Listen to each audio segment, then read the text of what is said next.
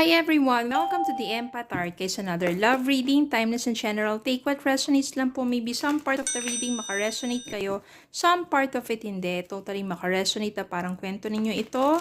Or hindi naman kaya iba't ibang mga love energies, love connections.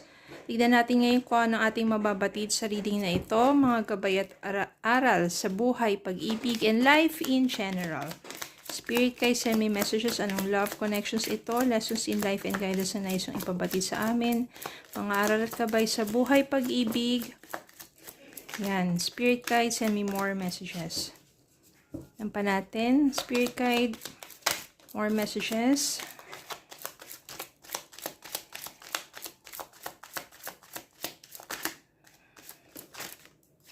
Yan. Natin ang mga mensaheng ito.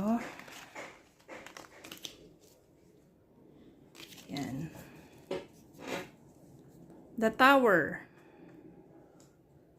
The Fool. Seven of Pentacles. Two of Wands. The Magician. Natin to.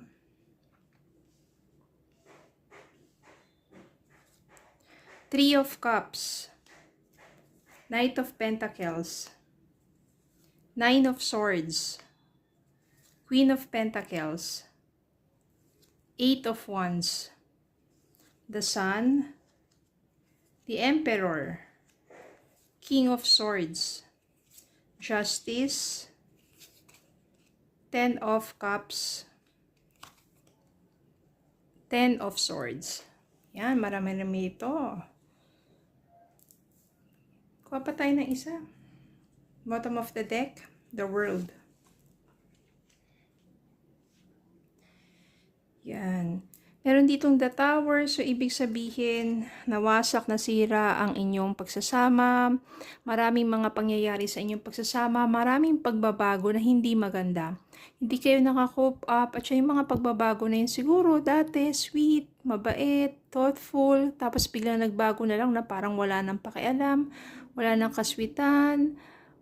Wala na. Yung parang dating mainit na pagtitinginan ngayon ng lamig na. Hanggang tuluyan na nawasak ang inyong pagsasama. Meron din dito, the Fool. Parang ready ka na to take the risk. Na magsimula ka na lang. Wala ka naman magagawa kung yung person mo wala nang init. Yung kanyang pagmamahal pa. Nag-focus ka na lang dito, Seven of Pentacles. Sa pagtatanim, ibig sabihin sa pagtatrabaho, diyan ka na lang nag-focus. At yun naman ang iyong aanihin pagdating ng araw. Kasi kung ano yung mga bagay na iyong pinagtutuunan ng oras, ng focus, aanihin mo ang rewards niyan. Nagplano ka, mga ibang bansa, para dun mo simulan panibagong buhay mo. You manifest for your success. Sabihin yan, at saka for love na rin. Kasi habang nagpo-focus ka sa sarili mo, pinapataas mo yung vibrations mo, mas nagiging kang attractive sa ibang tao. Mas nagiging successful ka, kaya you manifest for success, love, and in life. Ito rin, friendship. So, nagbubuo ng mga panibagong pakikipagkaibigan. So, hindi ka katulad ng iba na nagmumukmuk na lang. Kung hindi, lumalabas ka pa rin, nag-i-enjoy ka pa rin sa buhay mo. Kahit na ganun yung nangyari sa'yo. Masakit, syempre. Nagmahalan kayo yun, pero hindi rin nauwi sa maganda. Pero hindi naman doon natapos yung buhay mo. No? And suddenly, meron someone na darating sa buhay mo, someone who is responsible, loyal.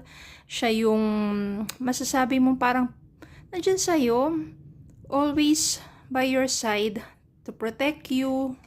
Nafe-feel mo yung kanyang concern para sa'yo. Samantalang yung person mo, hindi yan makatulog.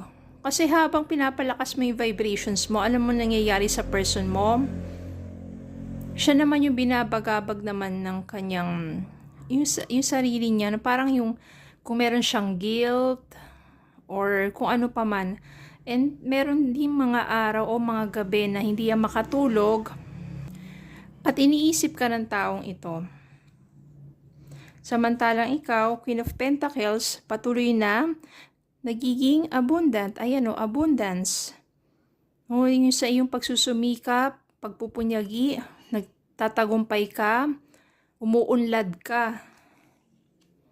Magugulat ka isang araw, bigla yung person mo magme-message sa'yo. Hindi mo na siya iniisip pa kasi okay ka na naka-move on ka na, happy ka na Meron nga someone dito sa'yo Tapos bigla na lang magme-message yung person mo. Anong gagawin mo ngayon? Wala. 10 of Swords dito, ibig sabihin, painful ending. Tinapos mo na talaga totally lahat sa inyong dalawa ng person mo. Wala na. Tinapos mo na. Dito yung Sun, ibig sabihin, mas nagiging positibo ka. Kasi mas nag-enjoy ka na ngayon Bakit parang babalik ka pa dun sa nakaraan? You totally move forward na. You have joy in your life. You have success. Yan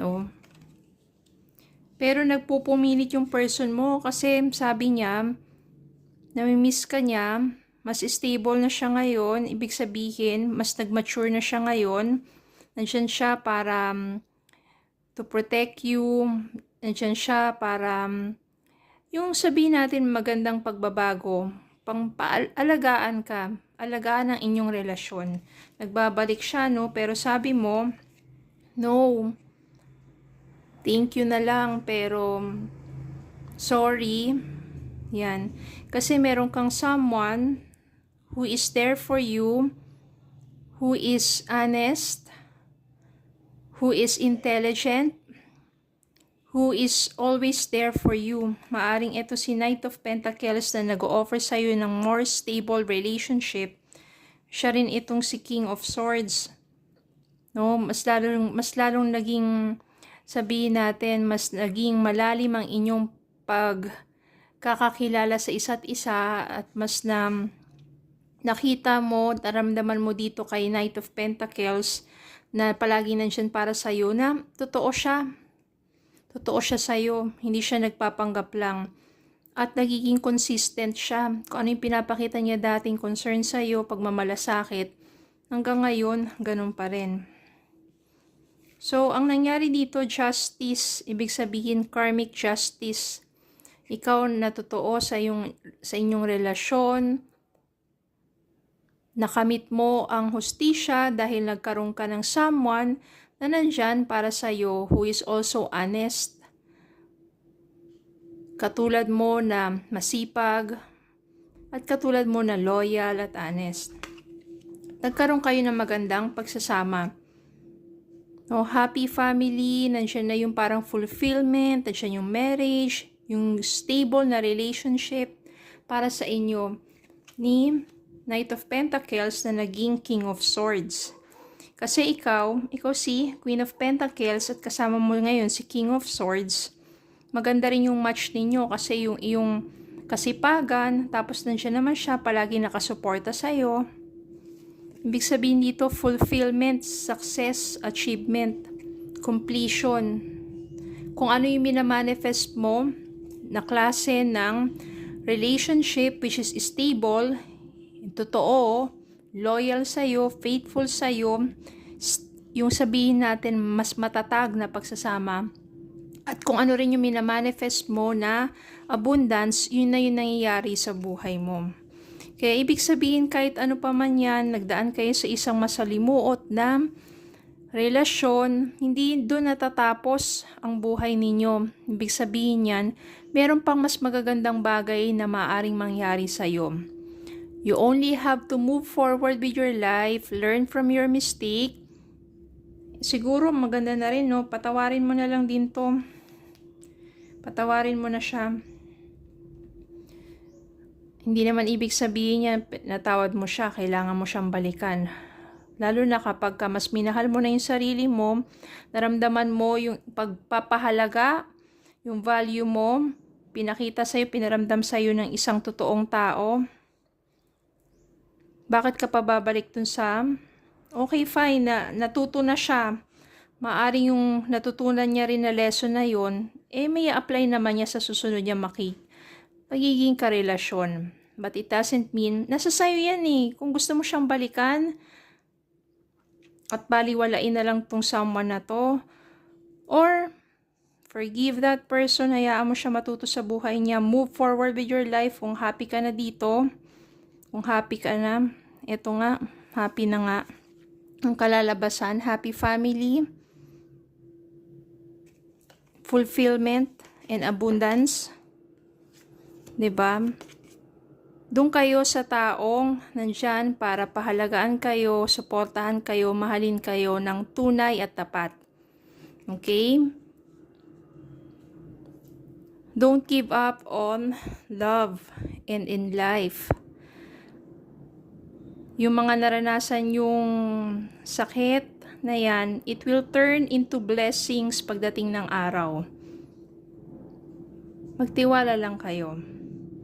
Okay, so yun lang po. Maraming salamat po for watching. Please don't forget to like, share, comment, subscribe, follow me on Facebook and YouTube. Have a good day po and God bless.